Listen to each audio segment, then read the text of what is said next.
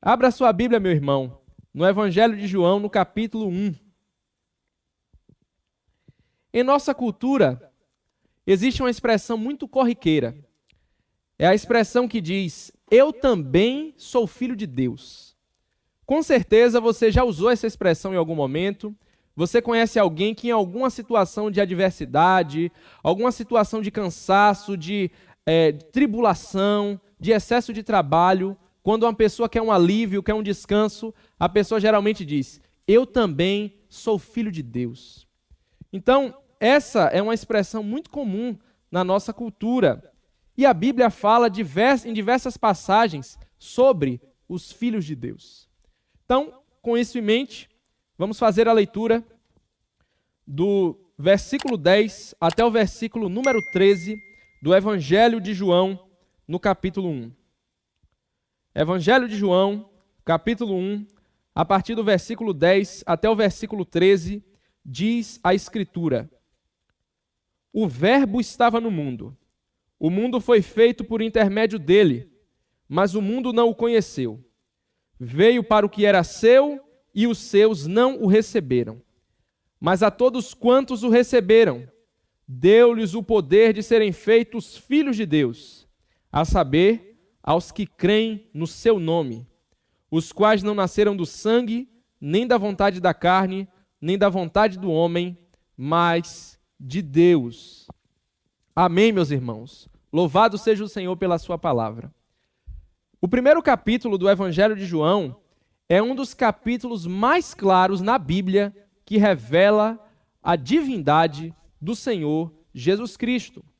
Enquanto o evangelista Mateus e o evangelista Lucas tiveram como objetivo falar da genealogia, da procedência humana do Senhor Jesus Cristo, o apóstolo João, ele vai por uma outra linha. O propósito de João é apresentar a procedência divina do Senhor Jesus Cristo. Aqueles mostraram a genealogia de Cristo, apontando, ligando ele com aqueles personagens do Antigo Testamento. João liga a Cristo, aponta a Cristo para o princípio de todas as coisas. João está dizendo que aquele homem, conhecido como Jesus de Nazaré, que andou nessa terra, fazendo bem, pregando o evangelho, libertando os cativos do diabo, aquele homem, filho de carpinteiro, filho de Maria, que morreu naquela cruz como um assassino, aquele homem que morreu e ressuscitou é Deus. Esse é o propósito do evangelista João. E qual a importância de João apresentar o Senhor Jesus Cristo dessa maneira? Bom, João começa falando nessa passagem que o Verbo, ele estava no princípio era o Verbo. Eu não sei se você já parou para pensar, mas João diz que no princípio de todas as coisas, o Verbo já era.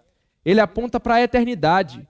Ele mostra a divindade do Senhor Jesus Cristo. E no versículo 10, que foi o verso que nós lemos, ele disse: o Verbo estava no mundo, o mundo foi feito por intermédio dele, mas o mundo não o conheceu. A palavra que foi traduzida aqui como conheceu é uma palavra grega que não se refere a um conhecimento meramente teórico, um conhecimento abstrato, um conhecimento de ouvir falar, um conhecimento que você adquire quando você lê um livro. Não é esse tipo de conhecimento que João se refere. O conhecimento que João está falando é um conhecimento de experimentar. É um conhecimento que você adquire quando você tem uma experiência prática com algo, com alguém. Abra sua Bíblia comigo no Evangelho de Lucas.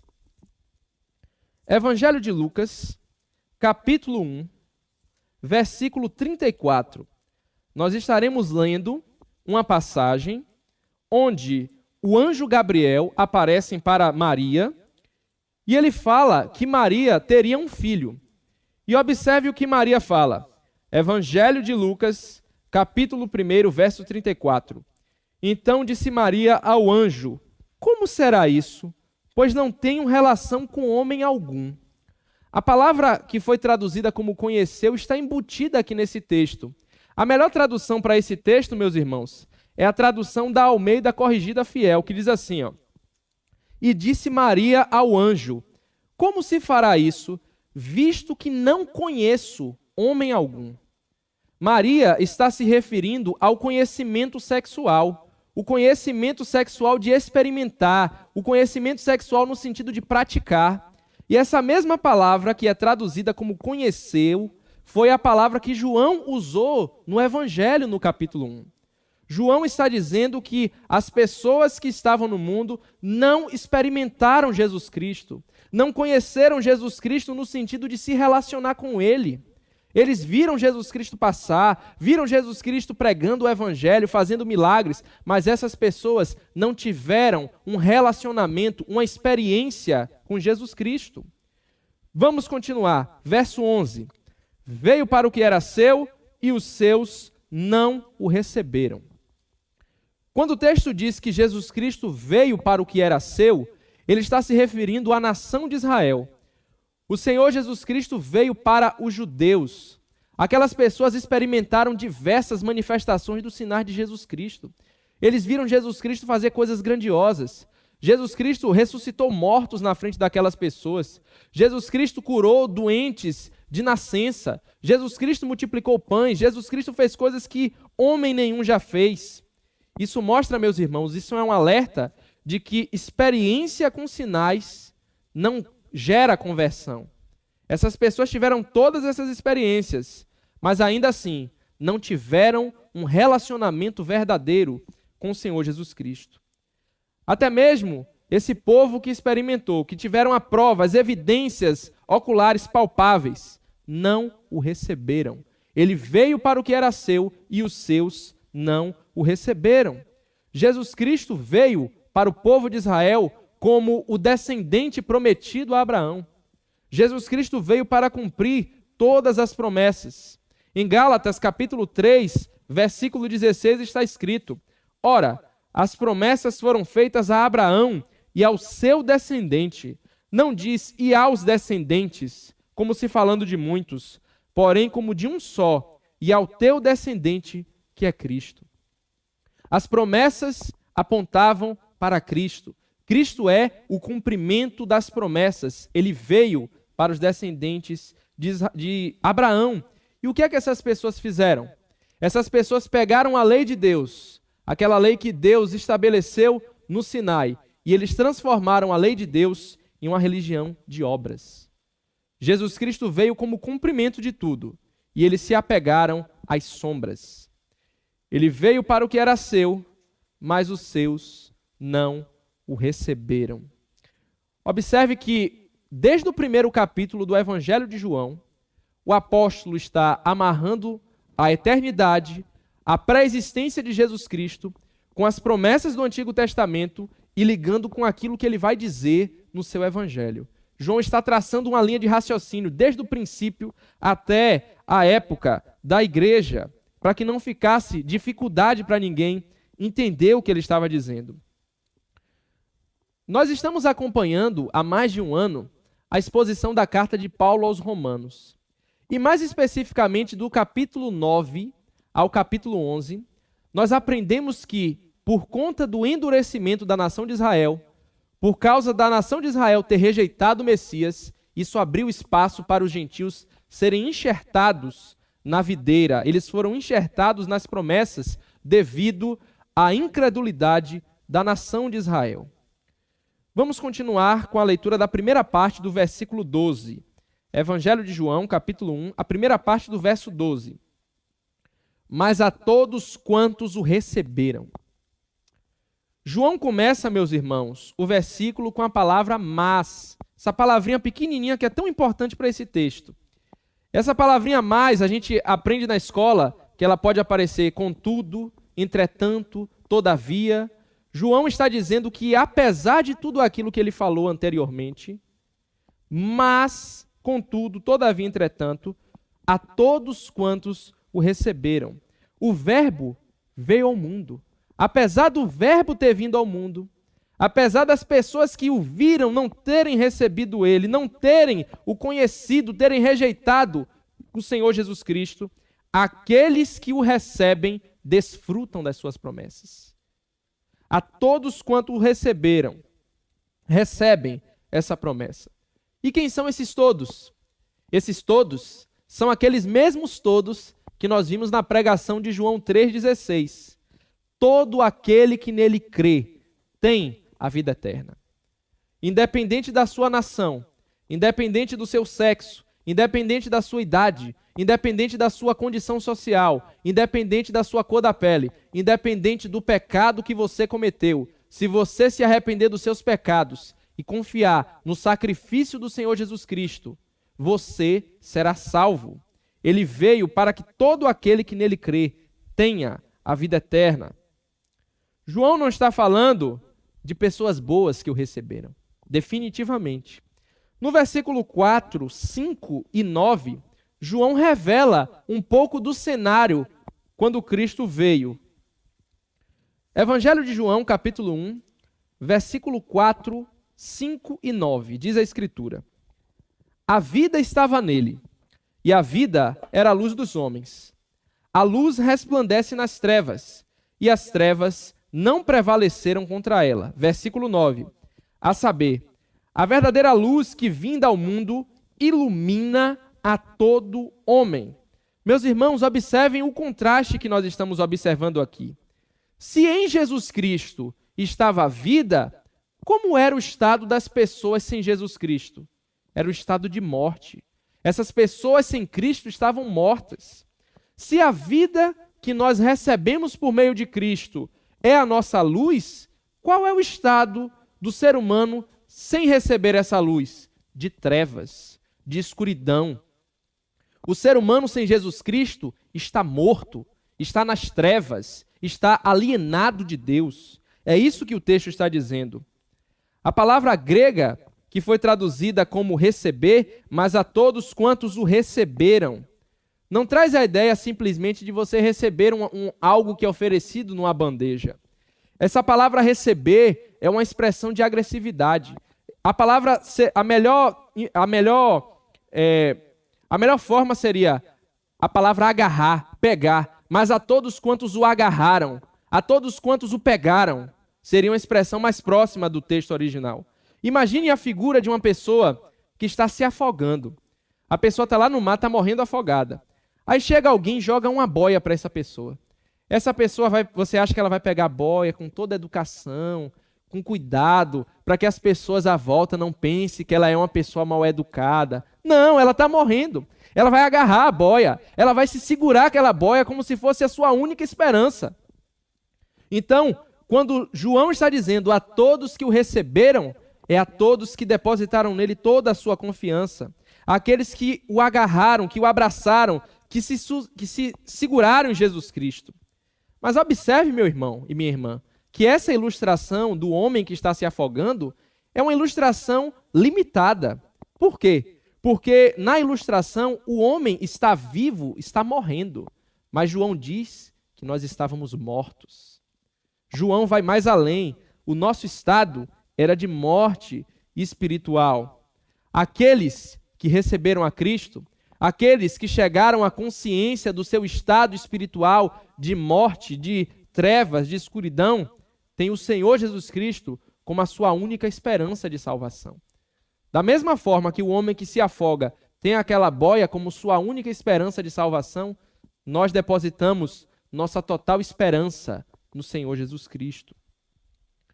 Aqueles que conheceram Cristo como Salvador, no sentido que João fala, no sentido de experimentar, no sentido de ter um relacionamento, provaram Jesus Cristo, sentiram o sabor de Jesus Cristo, sentiram o cheiro de Jesus Cristo, tiveram comunhão com Jesus Cristo. E não é um relacionamento como se Jesus Cristo fosse uma mera ideia. Para nós, Jesus Cristo não é uma ideologia. Jesus Cristo não é um conceito abstrato. Para nós, Jesus Cristo não é um personagem meramente histórico que é mencionado num livro muito antigo. O Senhor Jesus Cristo, para nós, que o recebemos, é uma pessoa com quem interagimos. É uma pessoa que amamos. É uma pessoa com quem nos relacionamos. É uma pessoa que sentimos saudade. É uma pessoa que queremos agradar. É alguém que queremos imitar. É alguém que ansiamos, que temos Ele como a razão da nossa vida.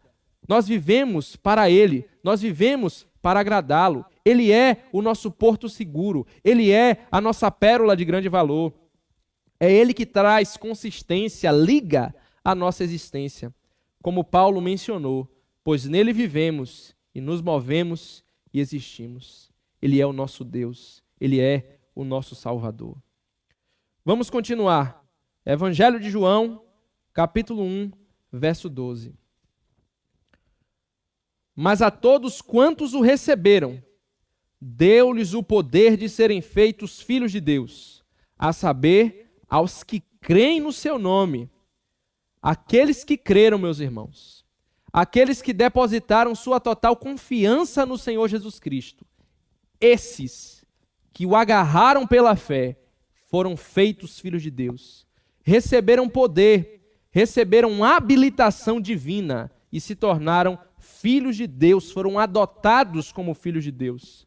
Não é uma filiação natural, é uma filiação por adoção. Fomos adotados por meio da nossa fé em Jesus Cristo. Eu não sei, meu irmão, minha irmã, eu não sei se você está conseguindo acompanhar a proporção do que nós estamos falando aqui.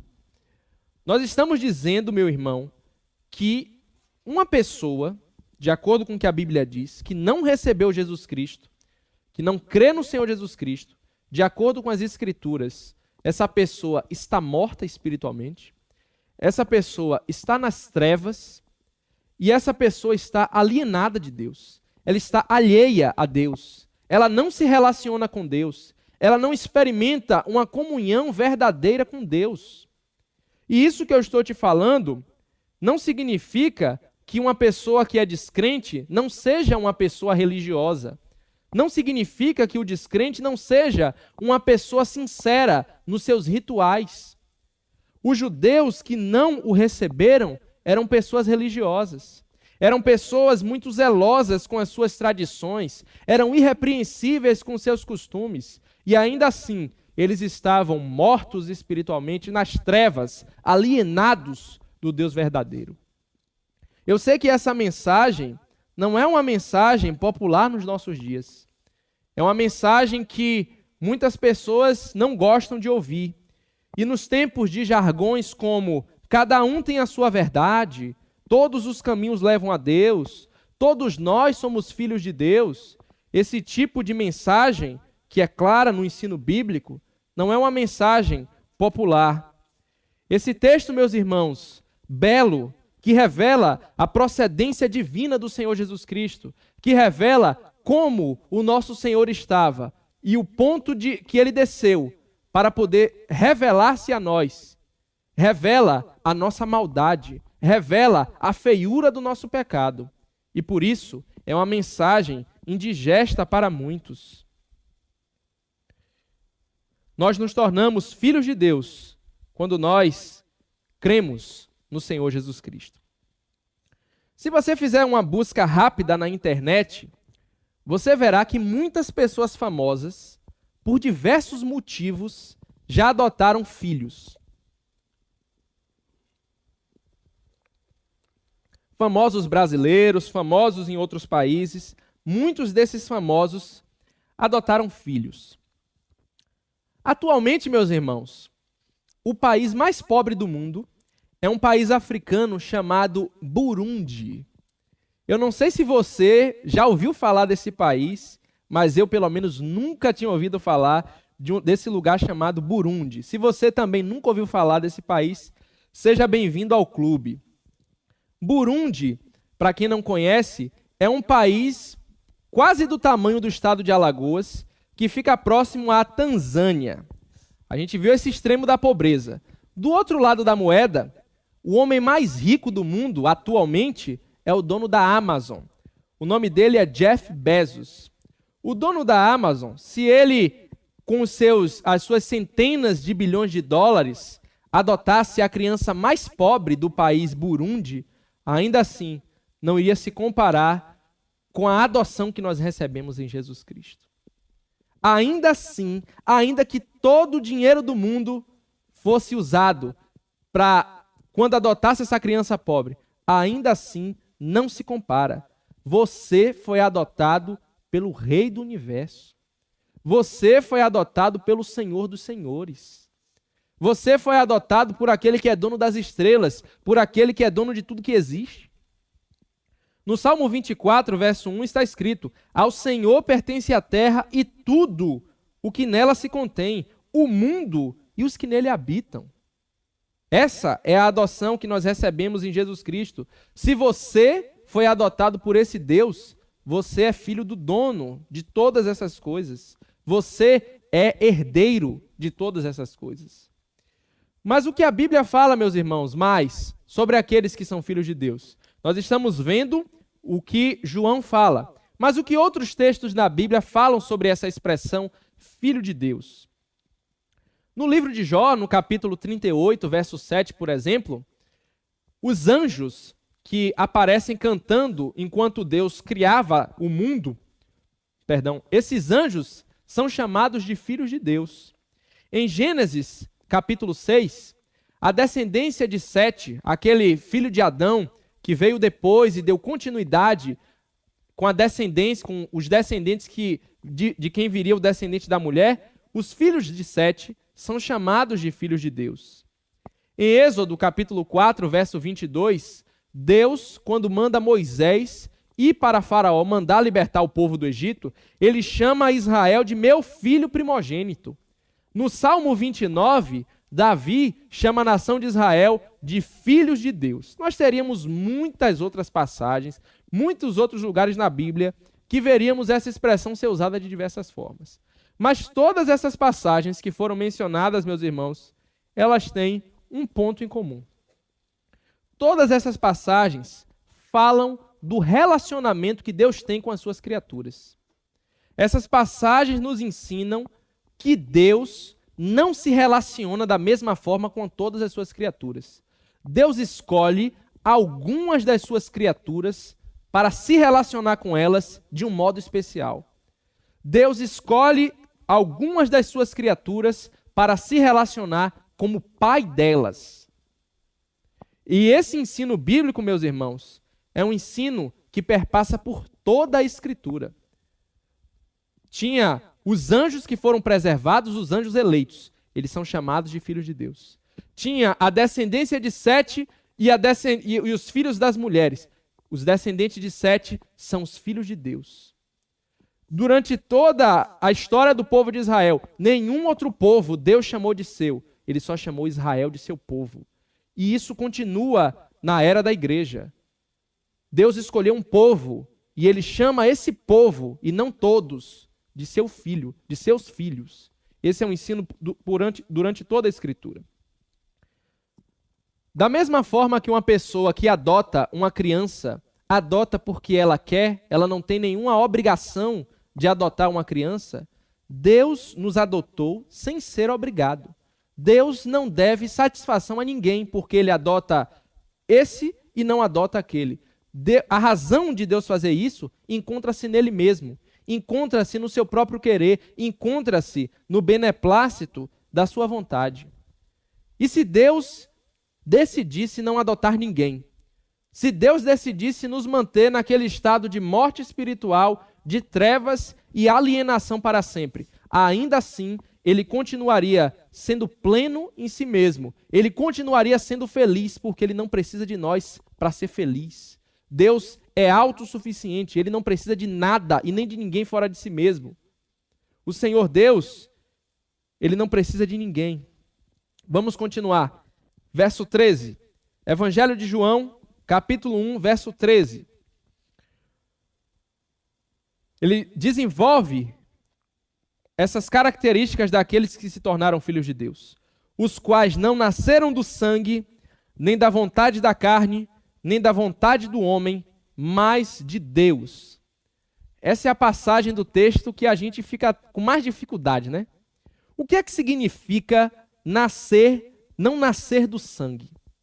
Já se perguntou isso? Bom, significa que aqueles que foram feitos filhos de Deus não nasceram por questões sanguíneas, não nasceram por questões hereditárias. Aquelas pessoas que se tornam filhos de Deus, não é por causa de quem é o pai dele terreno, Não é porque ele é filho do pastor que ele é filho de Deus. Não é porque ele é filho de crente que ele é filho de Deus.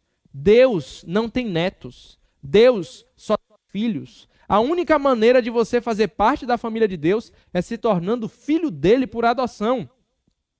Existe um ditado popular que diz: filho de peixe, peixinho é. Mas filho de crente não é crentinho. Filho de crente é pecadorzinho. Filho de crente é filhinho de Adão. A birra que o seu filho pequeno faz não é apenas uma birra contra você. Não é apenas uma afronta contra você que é o pai dele. É uma afronta contra Deus, que estabeleceu você como autoridade sobre ele. Seu filho desde cedo precisa conhecer o evangelho. Precisa se arrepender dos seus pecados e crer no sangue de Jesus Cristo para ele se tornar filho de Deus também. Os quais não nasceram do sangue e nem da vontade da carne. O que é que significa não nascer da vontade da carne? Significa que aqueles que foram feitos filhos de Deus, não foram feitos filhos de Deus pela sua própria vontade. Não foi um dia que... Não foi você que um dia decidiu: poxa, hoje eu acordei e hoje eu estou com vontade de ser filho de Deus. Não foi por autossugestão. Não foi por causa de um efeito de uma hipnose. Não foi por causa da sua força de vontade. Não foi por causa do seu pensamento positivo. Agora eu penso positivo, vou me tornar filho de Deus. Não foi por causa disso. Foi por causa do querer de Deus. Foi porque um dia você se arrependeu dos seus pecados e creu no Senhor Jesus Cristo. Foi por isso que você se tornou filho de Deus. Parece, meus irmãos, uma coisa óbvia, mas muitas vezes a gente não percebe isso. Ninguém nasce por geração espontânea. Ninguém se autogera, ninguém se pare. E no mundo espiritual, os filhos de Deus, eles não nascem por si mesmos. É Deus que nos gera. Nós nos tornamos filhos de Deus porque nós somos gerados em Deus. Fomos adotados, tivemos um novo nascimento em Deus e fomos adotados como filhos de Deus. Os quais não nasceram do sangue, nem da vontade da carne, nem da vontade do homem. O que é que significa não nascer da vontade do homem? Significa que quando você se tornou filho de Deus, não foi porque um pastor olhou para você e disse: de agora em diante, você é filho de Deus. Eu te torno filho de Deus. Ainda que os 12 apóstolos e Paulo se reunissem hoje, colocasse você no meio de um círculo, estendesse as mãos sobre você e falasse: com a minha autoridade apostólica, eu te torno filho de Deus, não serve. Você só se torna filho de Deus porque você se arrependeu dos seus pecados e creu no Senhor Jesus Cristo. Você agarrou Jesus Cristo pela fé e é por isso que você se tornou filho de Deus. Você não se tornou filho de Deus porque você se batizou. Não é porque você não falta nenhum dia da ceia. Todo o culto da ceia você participa, não é por isso. Não é porque você tem muito tempo na igreja que você se tornou filho de Deus. Não é por nenhuma dessas coisas. Meu irmão, minha irmã, ainda que a igreja se reunisse em uma assembleia e fizesse uma votação para que, a partir de hoje, você se tornasse filho de Deus, isso não serviria de nada, porque a chave da salvação, a salvação não está na mão da igreja, a salvação está na mão de Deus. É Deus que salva, é Deus que cria os seus filhos, é Ele que gera os seus filhos, é Ele que produz em nós um novo nascimento. Os quais não nasceram do sangue, nem da vontade da carne, nem da vontade do homem, mas de Deus. Toda a glória da salvação pertence a Deus. O Senhor é digno de ser exaltado do começo ao fim da salvação. Não há mérito nenhum em você, não há mérito nenhum em nós pela salvação de ninguém. Se a salvação dependesse de nós, apenas 1% nos perderíamos eternamente. A salvação é uma obra de Deus, do começo ao fim. Agora, meus irmãos, nós estaremos fazendo algumas aplicações desse ensino bíblico. Nessa noite, meus irmãos, nós expomos a doutrina da adoção. Na teologia, existem doutrinas que são fundamentais e existem doutrinas que são secundárias. As doutrinas fundamentais são aquelas doutrinas que nós não podemos abrir mão de maneira nenhuma. Se nós abrirmos mão dessas doutrinas, nós acabamos com o cristianismo. E a doutrina da adoção é uma doutrina essencial do cristianismo. Se você tira a doutrina da adoção, você acaba com o cristianismo. Nos nossos dias, existe uma heresia muito presente, que é a heresia da paternidade universal de Deus. E essa heresia está não apenas nos lábios dos ímpios. Muitas vezes, os próprios crentes utilizam a expressão abrangendo aqueles que não fazem parte da comunidade da fé. Meus irmãos, se você diz que Deus é Pai de todos os seres humanos, você está negando a doutrina da adoção em Jesus Cristo. Se Deus é Pai de todos, qual é a razão da adoção em Jesus Cristo? A doutrina da paternidade universal de Deus é uma doutrina antibíblica. É um ensinamento contrário àquilo que o Senhor Jesus Cristo ensina na sua palavra. É contrário àquilo que os apóstolos ensinaram daquilo que aprenderam do Senhor Jesus Cristo. Esse ensinamento, meus irmãos, está muito mais próximo do espiritismo, da maçonaria, do catolicismo popular, do que da palavra de Deus. Tenha cuidado com aquilo que você fala. Essa doutrina não fica apenas no mundo das ideias. Não tem implicações apenas na mente de teólogos.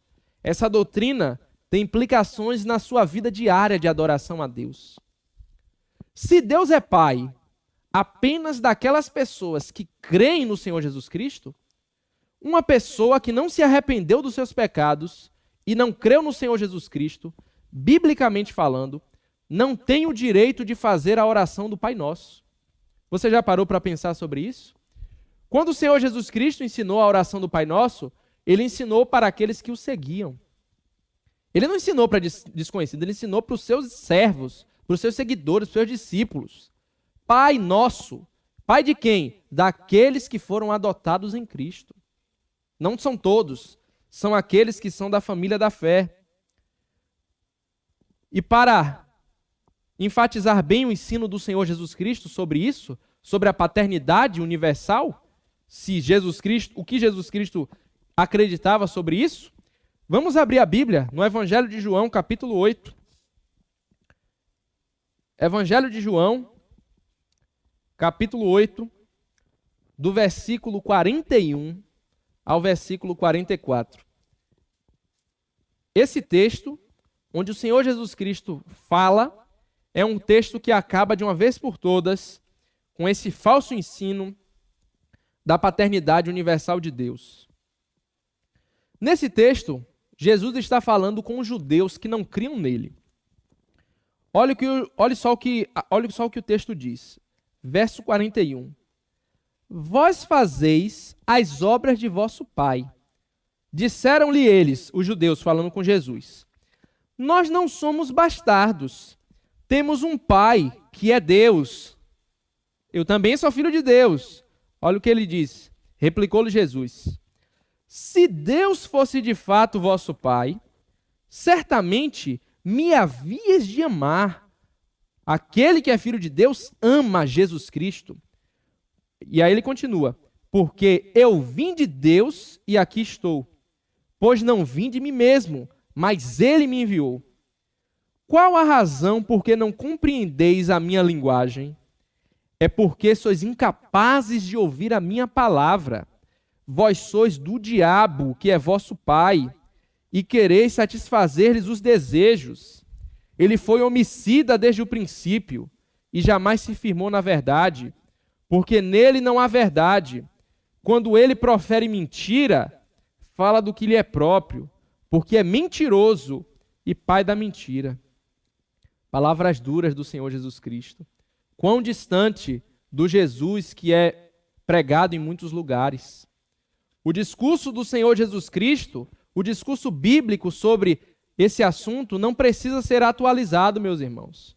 O que precisa se atualizar, o que precisa se transformar, são aqueles que não creram no Senhor Jesus Cristo. O Senhor Jesus Cristo deixa claro, não há dúvida sobre esse ensino. E isso que eu estou te dizendo, meu querido, não é para te ofender, não é para ser duro por ser duro, mas é para você chegar à conclusão que você precisa de Jesus Cristo. Não é pela sua capacidade, não é pela sua bondade, não é porque você é uma pessoa humana que cuida do meio ambiente, que não joga lixo na rua, que cuida de idosos, de crianças órfãs. Não é por nada disso. Você está perdido. Arrependa-se do seu pecado e confie no Senhor Jesus Cristo, que a Bíblia promete que você receberá vida em Cristo. Você sairá das trevas e será transportado para a luz. Você sairá do seu estado de alienação de Deus e será participante da filiação. Você será adotado como parte da família de Deus. E isso só é possível se você se arrepender e crer em Jesus Cristo. Faça isso aonde você está. Confesse seus pecados. Fale com Deus. Senhor, me perdoe, me aceite como seu filho. Me dê a vida eterna. Me ajude a viver na tua presença, a fazer a sua vontade. E o Espírito Santo é a pessoa fundamental nesse processo. O Espírito Santo é a pessoa fundamental na nossa filiação. Abra comigo a Bíblia em Romanos capítulo 8, versículo 15 ao 17.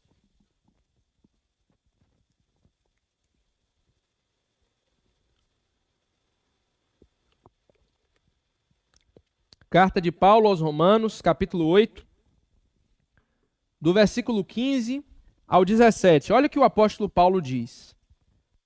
Porque não recebestes o espírito de escravidão, para viverdes outra vez atemorizados, mas recebestes o espírito de adoção, baseados no qual clamamos, Abba, Pai. O próprio Espírito testifica com o nosso espírito que somos filhos de Deus. Ora, se somos filhos, somos também herdeiros. Herdeiros de Deus e co-herdeiros com Cristo. Se com Ele sofremos, também com Ele seremos glorificados. A partir de agora, essa parte da mensagem é direcionada para aquelas pessoas que já creram no Senhor Jesus Cristo. Se você creu em Jesus Cristo, você é co-herdeiro com Cristo. Tudo aquilo que pertence a Deus pertence a Cristo.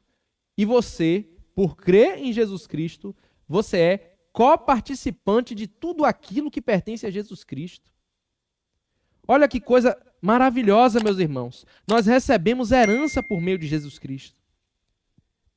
Eu vou me limitar somente às menções, às partes da herança que são mencionadas no Evangelho de João. Existem muitas outras coisas que a Bíblia diz, mas vamos nos limitar apenas ao que o Evangelho de João diz.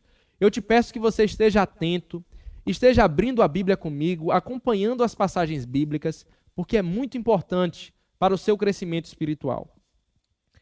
Evangelho de João, capítulo 1, versículo 18. Evangelho de João, capítulo 1, versículo 18, diz a palavra de Deus. Ninguém jamais viu a Deus.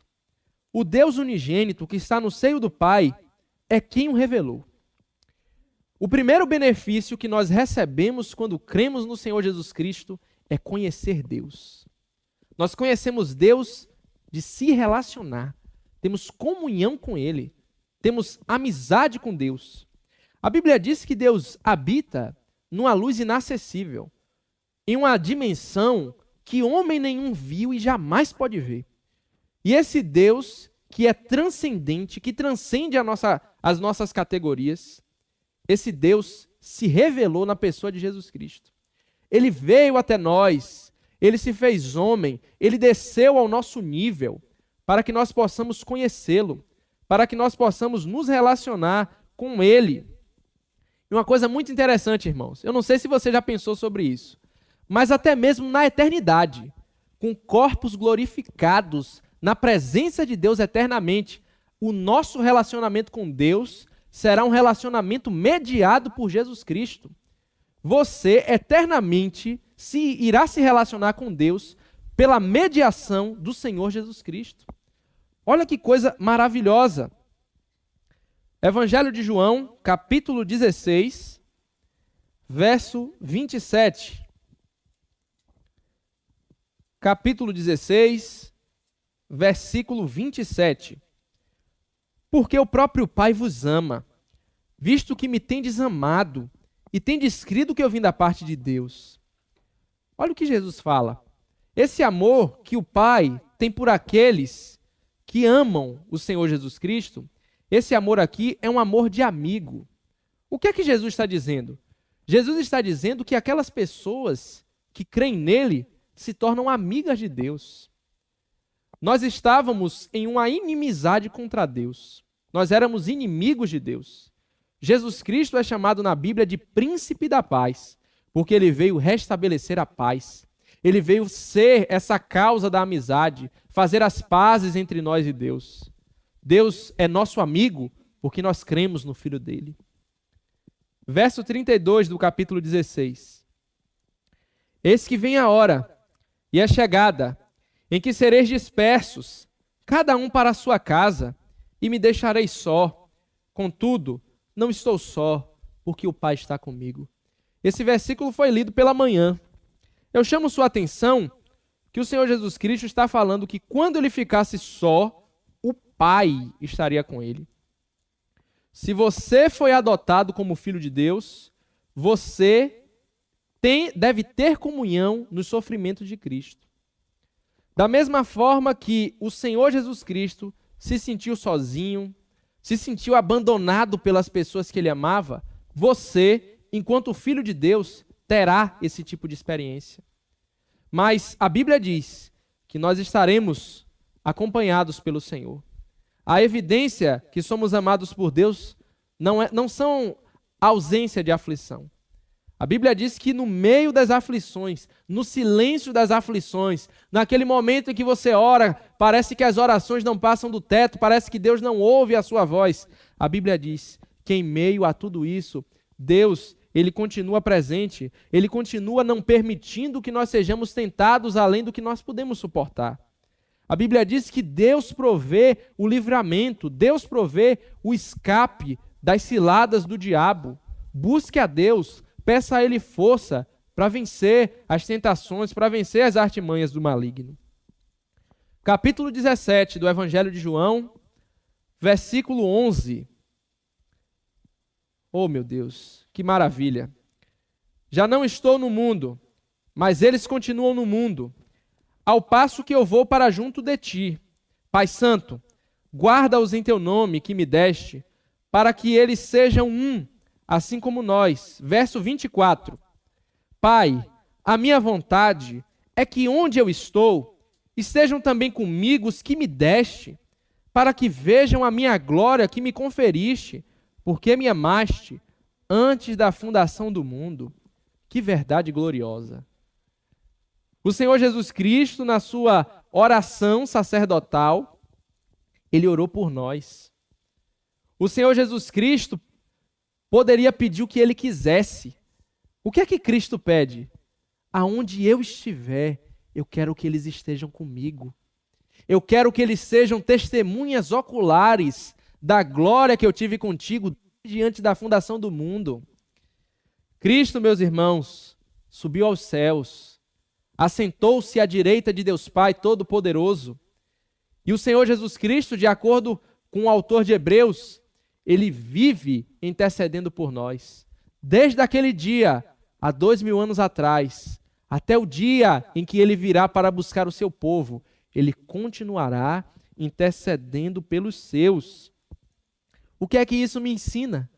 Isso me ensina que mesmo nós sendo pessoas anônimas, mesmo a gente sendo esquecido muitas vezes, mesmo às vezes a gente pedindo para as pessoas orarem por nós, e as pessoas esquecendo de orar por nós, existe alguém que vive intercedendo por nós. Existe alguém no céu, do lado do Pai, que intercede por nós. E esse alguém, meus irmãos, não é um anjo que intercede por nós no céu, não é Maria que intercede por nós no céu, e não é nenhum outro pecador que morreu que intercede por nós no céu. Quem intercede por nós, à direita de Deus Pai Todo-Poderoso, é o único mediador entre Deus e os homens. é o Senhor Jesus Cristo de Nazaré, o Rei dos Reis, o Senhor dos Senhores.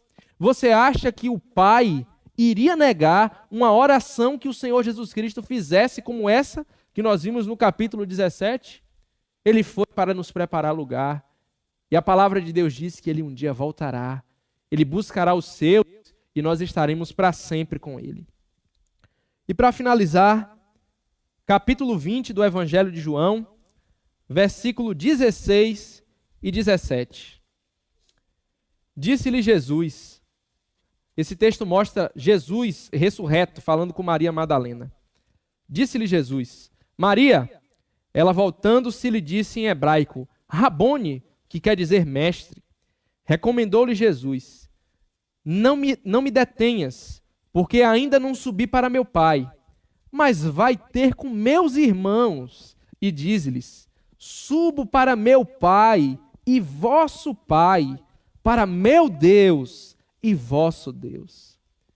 Jesus não mandou Maria Madalena chegar no jornal de Jerusalém e divulgar para todos. Jesus mandou ela falar para os discípulos, fale com os meus irmãos, que eu vou para o meu Pai, vosso Pai, o meu Deus e o vosso Deus. Louvado seja Deus pela filiação, pela adoção em Jesus Cristo. Vamos orar, meus irmãos. Amado Deus e Pai, nós te agradecemos, Senhor. Agradecemos pela tua bondade, pela tua maravilhosa graça, Senhor. Nós nos tornamos seus filhos, ó Pai. Ó Senhor, quem somos nós? Quem somos nós, Senhor? O Senhor poderia apenas nos tornar conhecedores do Senhor. O Senhor poderia nos tornar apenas amigos do Senhor, que seria muito para nós, além do que nós merecemos. Não merecemos nada disso. Mas o que é que o Senhor fez? O Senhor nos adotou como seus filhos, ó Pai. O Senhor nos fez co-herdeiros com Cristo. Tudo aquilo que é de Cristo é nosso, Senhor. Ó meu Deus, quem somos nós? Quem somos nós, Senhor? Ó Pai, alimenta o nosso coração com essa esperança, essa bendita esperança, essa certeza que nós temos, de que naquele dia, Senhor, que o Senhor voltar, nós estaremos, ó Pai, nós teremos um corpo transformado por Ti e nós estaremos desfrutando, ó Deus, da Tua herança eterna, da Tua presença, da comunhão contigo pelos séculos dos séculos. Te pedimos, ó Deus, que a oração que o Senhor Jesus Cristo fez naquele dia, há mais de 2000 anos atrás, que ela se cumpra logo. Te pedimos que o nosso Salvador volte logo. Nós estamos com saudade, nós ansiamos pela vinda de Cristo. Esse mundo, ó Deus, está cada vez pior. Esse mundo, ó Deus, está cada vez mais distante dos teus princípios, ó Pai. Nós queremos que o nosso Salvador maravilhoso volte para nos levar para casa. Volte, Senhor Jesus Cristo. Maranata, ora vem, Senhor Jesus. Muito obrigado, Senhor, pelo privilégio de pertencermos ao teu povo, de estarmos aqui essa noite cultuando o teu nome. Receba, ó Deus, esse culto, esses louvores, tudo é para ti, tudo é para a tua glória. No nome de Jesus, amém. Você foi edificado e gostaria de contribuir com o Ministério Mateus Bittencourt Oficial? Para isto, basta mirar a câmera do seu celular no QR Code que está aparecendo na tela. Ou, se preferir, realize um Pix do valor que desejar para a chave Pix: donativos.mateusbittencourt@gmail.com. Inscreva-se no nosso canal do YouTube e siga-nos no Instagram, @Mateus Bittencourt Oficial. Que a graça do Senhor Jesus Cristo esteja com você.